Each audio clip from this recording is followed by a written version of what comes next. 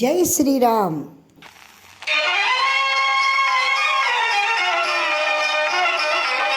సోదరి మండలందరికీ ఝాన్సీ ఆధ్యాత్మిక ముచ్చట్లకి స్వాగతం, సుస్వాగతం.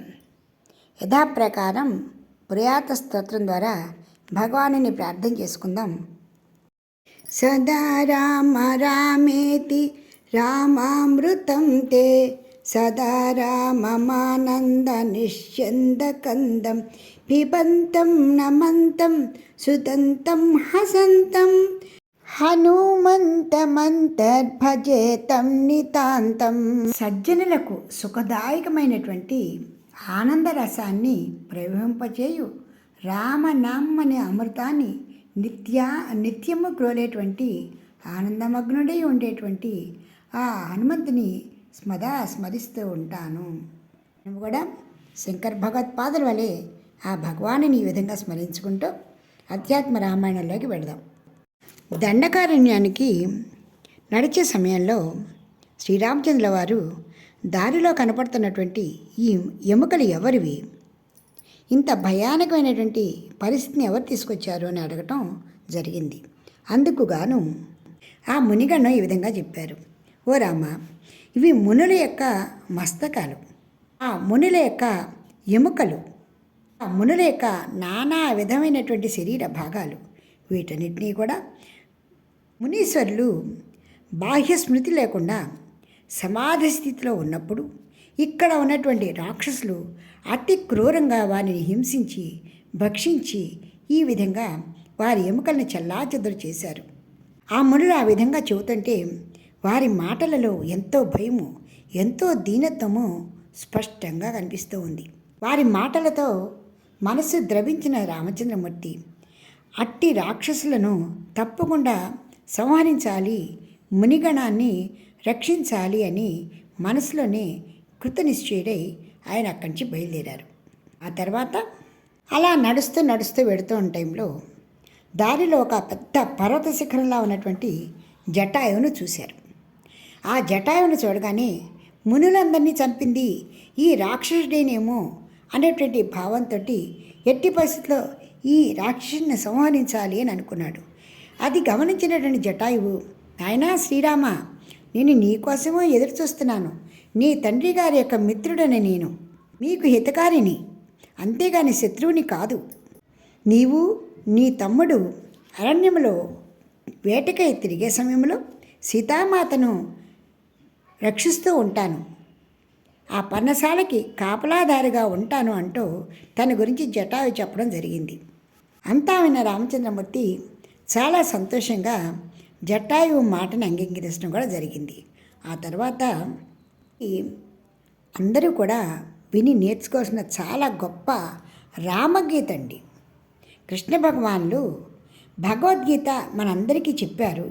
ఏ విధంగా చెప్పారో అదేవిధంగా సాక్షాత్తు శ్రీరామచంద్రమూర్తి లక్ష్మణస్వామికి గీతోపదేశం చేశారండి. చాలా చాలా అద్భుతమైనటువంటి రమణీయమైనటువంటి జ్ఞానవంతమైనటువంటి ఆ రామగీతను విందాం. అధ్యాత్మ రామాయణానికి తలమానికం లాంటిది ఇది. అసలు ఏం జరిగిందంటే, ఒకనాడు లక్ష్మణుడు ఏకాంతంగా కూర్చుని ఉన్న శ్రీరామచంద్రుని వద్దకు వెళ్ళి వినయంగా తలను వంచి నమస్కరించుకొని, అన్నగారు, మీ ముఖార విందం నుండి ఏకాంతికమగు నిశ్చితమైన మోక్ష మార్గాన్ని నేను వినగోరుతున్నాను అని నాకు సంక్షేపంగా చెప్పండి. ఓ రఘునందన, నాకు భక్తి వైరాగ్యములతో కూడి ఉన్నటువంటి విజ్ఞానయుక్తమైన జ్ఞానాన్ని ఉపదేశించండి. ఈ లోకంలో ఇంతటి గొప్ప జ్ఞానాన్ని ఉపదేశించేవారు మీకంటే ఇంకెవరు ఎక్కువ ఉండరు. కనుక నాపై కృప చూపి ఈ విషయాన్ని నాకు అర్థమయ్యే విధంగా బోధ చేయండి అంటూ ఎంతో వినయంగా నమస్కరించి అడిగారు లక్ష్మణుడు. ఇక్కడ అడుగుతున్నది భగవంతుని అంశే, చెబుతున్నది సాక్షాత్తు నారాయణమూర్తి. మన కోసమని వారి చేత ఆ విధంగా అడిగించి చెప్పడం జరుగుతూ ఉంది. కాబట్టి మనందరం చాలా శ్రద్ధగా విందాము. ఇక్కడ లక్ష్మణస్వామి ఏమడిగారు? ఒకటి, భక్తి, రెండోది వైరాగ్యము. ఈ రెండిటితో కూడినటువంటి విజ్ఞానయుక్తమైనటువంటి జ్ఞానము. అందుకు మన రాముడు ఏమని చెప్పారో విందాం. నాయనా లక్ష్మణ, విను. నేను నీకు అతి రహస్యమైన అంటే పరమ రహస్యమైనటువంటి జ్ఞానాన్ని బోధిస్తున్నాను. దానిని తెలుసుకున్న మీదట మానవుడు శీఘ్రంగా ద్వైధీభావజనితమైన ఈ సంసార రూప భ్రమ నుండి తప్పకుండా విముక్తుడవుతాడు. బాగా చెప్పారు. మనం సంసారంలో ఉన్నప్పటికీ కూడా దానిలోంచి విముక్తి పొందుతూనే ఉంటాడు. అంటే సముద్రంలో నదిలో ఈత కొడుతూ ఉంటారు. వాళ్ళు మునుగుతూ తేలుతూ వస్తూనే ఉంటారు. ఈత రానివాడు మునిగి వెళ్ళిపోతూనే ఉంటాడు. ఆ విధంగానే ఎప్పుడైతే నువ్వు జ్ఞానవంతుడు అవుతావో సంసారంలో ఈదుతూ ఉన్నా నువ్వు ఎప్పుడూ తేలుతూనే ఉంటావు. నిన్ను ఆ సంసారము ముంచదు అని ఆయన చాలా స్పష్టంగా చెప్పారండి. శ్రీరామ ఉవాచ శృణు వక్ష్యామి తే వత్స గుహ్యాద్గుహ్యతరం పరం యద్విజ్ఞాయ నరో జహ్వా సద్యో వైకల్పికం భ్రమం. నాయనా లక్ష్మణ, నీవు కోరుకున్నట్లుగానే నీకు గుహ్యాతి గుహ్యము పరమ రహస్యము అయినటువంటి జ్ఞానోపదేశాన్ని చేస్తాను. దానిని తెలుసుకున్న తర్వాత మానవుడు శీఘ్రంగా వెంటనే ద్వైధీభావజనితమైనటువంటి ఈ సంసార రూప భ్రమ నుండి ముక్తిని పొందుతారు. అదో మాయా స్వరూపంతే వక్ష్యామి తదనంతరం జ్ఞానస్య సాధరం పశ్చాజ్ఞానం విజ్ఞాన సంయుతం జ్ఞేయం చ పరమాత్మానం యజ్ఞాత్వాముచ్యతే భయాత్ అనాత్మని శరీరాదావాత్మా బుద్ధిస్తు యా భవేత్ సైవ మాయా తయైవాసౌ సంసార పరికల్ప్యతే రూపే ద్వే నిశ్చితే పూర్వం మాయాయః కులనందన. నీవు ఏ విషయాన్నైతే తెలుసుకోవాలి అనుకుంటున్నావో అది ఇక్కడ 3 రూపాలుగా ఉంటుంది. ఒకటి మాయాస్వరూపము, తర్వాత జ్ఞాన సాధనము, తర్వాత విజ్ఞాన సహితమగు జ్ఞానము.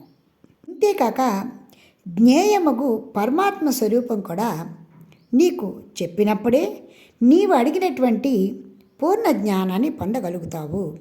ఎప్పుడైతే శ్రద్ధాభక్తులతో ఆ పరమాత్మ స్వరూపాన్ని గురించి తెలుసుకుంటాడో ఆ మానవుడు ఈ సంసార భయం నుండి ముక్తుడవుతాడు. ఇది తథ్యము. అలా చెప్తూనే లక్ష్మణ చాలా శ్రద్ధగా విను. శరీరాదులకు అనాత్మ పదార్థముల యందు ఆత్మబుద్ధినే మాయ అంటారు. దాని వలననే ఈ సంసారము కల్పించబడుతూ ఉన్నది. అనాత్మ అంటే దృశ్యం. మనస్సు మొదలుకొని మనకు స్థూలంగా కనిపించే ఈ సమస్త ప్రపంచము కూడా అనాత్మ అంటే ఆత్మ కానిది అనే అర్థం. ఈ కనిపించే సమస్తాన్ని చూసేవాడు మాత్రమే ఆత్మ. మనకి కనిపించేది అనాత్మ అయితే మనలో ఉండి సాక్షిగా చూసేది మాత్రమే ఆత్మ. ఇక్కడ రామచంద్రమూర్తి ఏం చెప్తున్నారు? శరీరాదులకు అనాత్మ పదార్థముల యందే ఆత్మబుద్ధినే మాయా అని అంటారు. మనము మన ఎదురుగుండా కనిపిస్తున్నటువంటి ఈ దృశ్య ప్రపంచమంతా కూడా నిజము అని భ్రాంతి పడుతున్నాము. ఈ కల్పించబడుతున్నటువంటి భ్రాంతే మాయ. ఆ కారణంగానే ఈ సంసారం అంతా కూడా మన చేత సృష్టింపబడుతోంది, మనకి మనమే సృష్టించుకుంటున్నాము అంటూ రామచంద్రమూర్తి చెబుతూ, ఓ లక్ష్మణ, ఈ మాయని కూడా 2 రూపాలుగా చెప్తారు. ఒకటి విక్షేపము, రెండవది ఆవరణము. మొదటి తెగు ఈ విక్షేప శక్తి అంటే లింగానికి ఆద్యం అన్నమాట. మహత్తత్వం మొదలుకొని బ్రహ్మ పర్యంతం వరకు స్థూల సూక్ష్మ భేదాలతో ఈ జగత్తును సృష్టిస్తుంది. జగత్తంతా కూడా సృష్టింపబడేది విక్షేప శక్తి వల్లే. ఇక రెండవది ఆవరణ. ఈ రెండవదైన ఆవరణ శక్తి సమస్తము కూడా జ్ఞాన రూపంతో అంతా కూడా ఆవరించుకుని ఉంటుంది. విక్షేప శక్తి వల్ల స్థూల సూక్ష్మ భేదాలతో జగత్తు సృష్టింపబడితే ఈ ఆవరణ రూపంలో సమస్త జ్ఞాన రూపము ఆవరించుకుని ఉంటుంది. అందుకు చాలా సూక్ష్మంగా చెప్పేటువంటి ఉదాహరణ ఏంటంటే తాడు, పాము. ఈ తాడును చూస్తున్నంతసేపు పాము అని ఏ విధంగా భ్రమపడుతూ ఉంటామో, సర్పరూప భ్రాంతి అనమాట. అది యథార్థం ఏంటని పరీక్షించి చేస్తే అది తాడు అని మనకి తెలుస్తుంది. జ్ఞానము చుట్టూతో ఆవరించి ఉంటుంది, మనం తెలుసుకుంటే కానీ అది తెలియదు. ఈ కారణంగానే మానవులు అంటే మనందరము కూడా మన చెవులారా వింటున్నది, కళ్ళతో చూస్తున్నది, మనసాలో అనుకుంటున్నది అంతా కూడా మిథ్యే కానీ అది సత్యము కాదు. ఎందుకంటే ఏవి కూడా శాశ్వతంగా ఉండవు. మనకి అర్థం కావాలంటే మనం స్వప్నంలో అంటే కళలో చూసేవి కానీ వినేవి కానీ అనుభవించేవి కానీ మెలకుగా ఉన్నప్పుడు జాగ్రత్త అవస్థలో మనకి జరగదు. అంటే అది మిథ్య అని చెప్పేసి అనుకోవాలి. అదే సత్యం. అదేవిధంగా ఈ సమస్త ప్రపంచము కూడా మనకి స్వప్నంలో ఎలా కనిపిస్తూ అది అబద్ధము అని మెలకు రాగానే మనకి తెలుస్తూ ఉంటుందో, జాగ్రత్త అవస్థలో మనం చూస్తున్నటువంటి ఈ దృశ్య ప్రమాణ ప్రపంచం అంతా కూడా మిథ్యే. కళ్ళు మూసుకుంటే ఏం కనపడదు కదండి, పట్టించుకోకపోయినా ఏది కనపడదు అసలు ముందు నిజంగా చెప్పాలంటే కూడా. అంతేకాకుండా అస్తమానం మార్పు చెందుతూనే ఉంటుంది కాబట్టి ఇది అసత్యమైనటువంటి విషయము. ఈ కారణంగానే ఈ సంసారాన్ని సృష్టించుకోవడానికి నిస్సందేహంగా ఈ దేహమే మూల కారణము, అంటే మన మాయాతత్వమే. ఆత్మకు ఒక ఉపాధి అంటే ఒక దేహము లేకపోతే దానికి ఎటువంటి బంధాలు అనుబంధాలు ఉండవు. లక్ష్మణ, ఇవి మాయ యొక్క 2 లక్షణాలు. తర్వాత నీవు క్షేత్రం అంటే ఏమిటో తెలుసుకుందు కానీ అంటూ రామచంద్రమూర్తి ఆపారు. మనం కూడా స్వస్తి పలుకుంటూ వచ్చే సంచికలో క్షేత్రము అంటే ఏమిటో రామచంద్రమూర్తి ఏం చెప్పారో తెలుసుకుందాం. ఇప్పటికి స్వస్తి. మీకు ఈ వీడియో నచ్చితే లైక్ చేయండి, షేర్ చేయండి, సబ్స్క్రైబ్ చేయండి.